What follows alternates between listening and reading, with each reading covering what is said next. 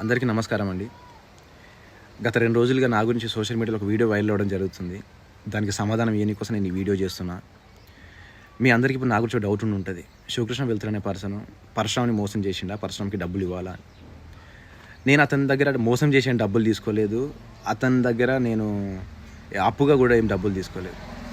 అతను ఒక 1 మంత్ నాతోటి అన్న నీతో ప్రాజెక్ట్ చేద్దామని అనుకుంటున్నా, అన్న నేను నీతో ప్రాజెక్ట్ చేద్దామని అనుకుంటున్నా, నేను వేరే ప్రాజెక్ట్ కోసం ఒక పర్సన్కి నేను 1 lakh ఇచ్చిన, నీతో ఒక ప్రాజెక్ట్ చేద్దామని అనుకుంటున్నా అని చెప్పి నాతోటి ప్రాజెక్ట్ కోసం నా దగ్గరికి వచ్చి నన్ను కలిసి నాకు అమౌంట్ ఇచ్చాడు. నాకు అమౌంట్ ఇచ్చిన మాట వాస్తవం. ప్రాజెక్ట్ కోసం అమౌంట్ తీసుకున్నా. తర్వాత కొన్ని కారణాల వల్ల తను అన్న నాకు నీతో ప్రాజెక్ట్ చేసుడు ఇష్టం లేదు, నేను వేరే వాళ్ళతో ప్రాజెక్ట్ చేద్దామని అనుకుంటున్నా, నా అమౌంట్ నాకు రిటర్న్ కొట్టేసి అని చెప్పాడు. దానికి నేను సరే ఓకే చేసేస్తా అని చెప్పేసిన. నేను చెప్పాను కూడా వాట్సాప్ గ్రూపులల్లో కంప్లీట్ సోషల్ మీడియాలో కంప్లీట్గా నా గురించి నెగిటివ్ వీడియోలు పెట్టడం స్టార్ట్ చేసిండు. ఇతను చెప్పే మాటలు నాకు ఫస్ట్ నా దగ్గరికి ఒక ప్రొడ్యూసర్ అని వచ్చి కాంటాక్ట్ అయ్యిండు. నేను ఆల్రెడీ వేరే ఒక పర్సన్కి నేను ఆల్రెడీ అమౌంట్ ఇచ్చినా అని కాంటాక్ట్ అయ్యిండు. ప్రొడ్యూసర్ అని కాంటాక్ట్ అయ్యిండు. ఇప్పుడేమో కంప్లీట్గా నేను ఒక రైతుని అని. ఇది సోషల్ మీడియాలో పేరు సంపాదించనీక లేకపోతే ఇదొక రకమైన స్ట్రాటజీయో నాకు తెలియదు. కాకపోతే ఇది విని చాలామంది ఇందులో నిజమెంత అబద్ధం ఎంత తెలుసుకోకుండా ఒక రైతు బిడ్డ అన్న పర్సన్ అంత ఈజీగా అంత అమౌంట్ నాకే కాదు వేరే పర్సన్కి కూడా ఇచ్చిన అని చెప్పిండు. అది ప్రాజెక్ట్ కోసం ఇచ్చిండు. ఇప్పుడు నేను ప్రాజెక్ట్ చేసి ఇచ్చేది ఉంటే అంతా అయిపోతుంటే కదా. నేను ప్రాజెక్ట్ చేయడానికి నేను రెడీ, కాకపోతే తన ప్రాజెక్ట్ వద్దు అన్నాడు. ఇదేం తెలుసుకోకుండా చాలామంది యాంకర్లు అతను ఏది చెప్పింది అది ఊరికే గుడ్డిగా నమ్మి ఒకటే దిక్కు మాట్లాడుతున్నారు.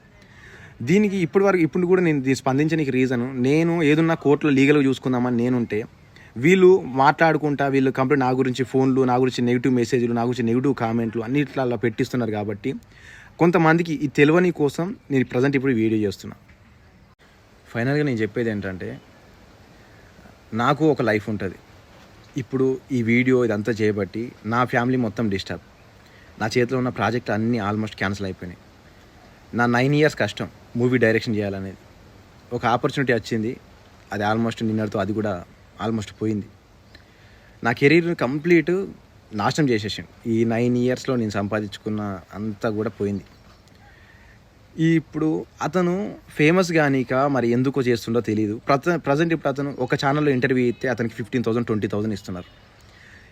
అట్లా ఆ అమౌంట్ కోసం చేస్తుండా. ఈ మీడియా వాళ్ళు కూడా ఇప్పుడు వాళ్ళ వ్యూస్ కోసం ఇప్పుడు కంప్లీట్గా అందులో నిజమెంత అబద్ధం ఎంత తెలుసుకోకుండా ఇష్టం వచ్చినట్టు పెట్టేస్తారు ఒక పర్సన్ గురించి. మరి దాంతో అవతల వైపు అతనిది కూడా లైఫే కదా. మరి ఇతను చెప్పిన దాంట్లో నిజం ఎంత ఉంది, అబద్ధం ఎంత ఉంది? మరి రైతను వచ్చినప్పుడు రైతుకు నిజంగానే మరి అన్ని 3 ప్రాజెక్టుల కోసం వేరే వాళ్ళకు కూడా మరి అమౌంట్ ఇచ్చిందంట. మరి ఆ ప్రాజెక్ట్ కంప్లీట్ అయిపోయిందా? మరి ఇతనికి ప్రాజెక్ట్ కోసం ఇతనికి అమౌంట్ ఇచ్చిండు, మరి ప్రాజెక్ట్ చేసుకుంటే అయిపోతుంది కదా.